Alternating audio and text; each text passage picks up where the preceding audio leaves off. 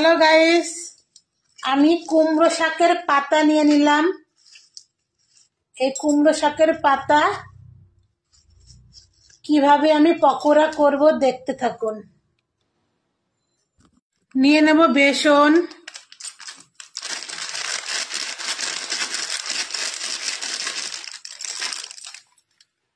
আমার হাতে বানানো মশলা, সবকিছু মশলা দিয়ে বানানো বিরিয়ানি মশলা, স্বাদ মতো নুন, আদা বাটা, লঙ্কা বাটা, জল দিয়ে আমি গোলাটা করে নেব।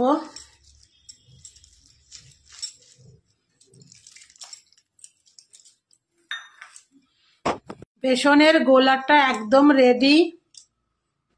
আমি দুটো কুমড়োর পাতা, মিষ্টি কুমড়োর পাতা নিয়ে নিয়েছি। এই যে এবার এই গোলাটা দিয়ে দেবো। এরপরে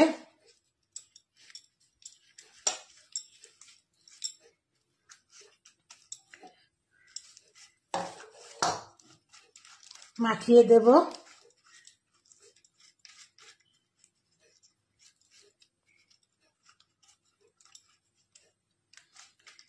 মাখানো হয়ে গেল। ওর পরে আমি আবার দেব।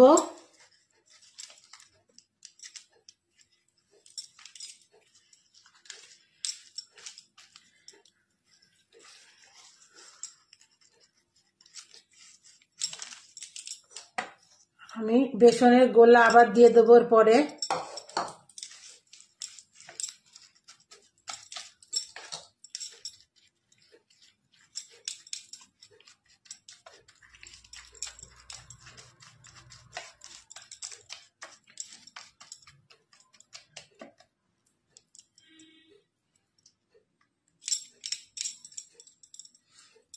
আমি এবার এটা মুড়িয়ে নেব।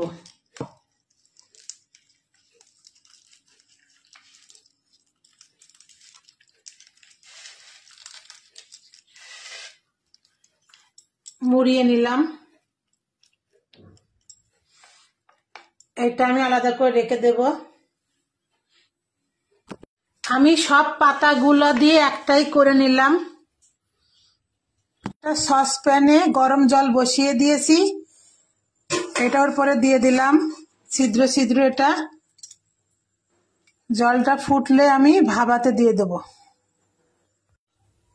জলটা গরম হয়ে গেছে, আমি এবার এরপরে বসিয়ে দিলাম।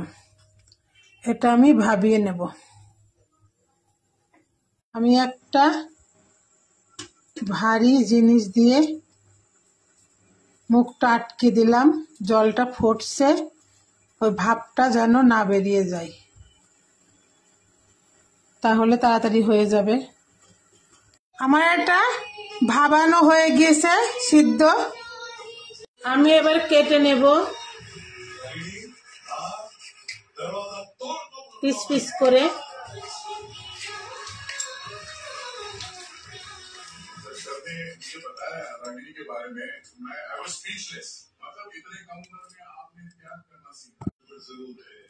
পিস পিস করে আমি কেটে নিলাম। কড়াইতে তেল নিয়ে নিলাম ভাজার জন্য।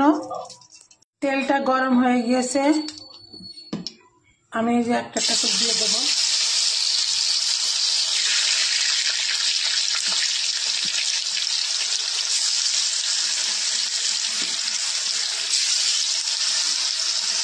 তেলের মধ্যে ছেড়ে দিলাম।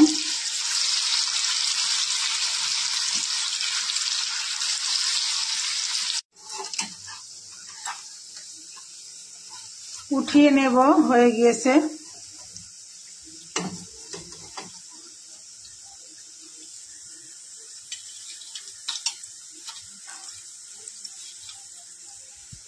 একদম পকোড়াটা রেডি পরিবেশনের জন্য। হ্যালো গাইস, আপনারা এভাবে ট্রাই করবেন মিষ্টি কুমড়োর পাতার পকোড়া। আর আমার চ্যানেলটিকে সাবস্ক্রাইব করতে ভুলবেন না। আমার চ্যানেলের নাম হাই চন্দনা ইউটিউব চ্যানেল। অবশ্যই একটা লাইক করে দিন। সবাই ভালো থাকবেন, সুস্থ থাকবেন। ধন্যবাদ।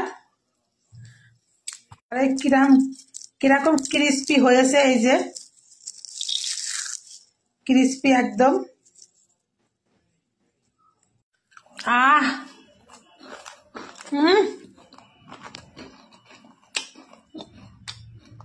ক্রিস্পি মুচমুচে।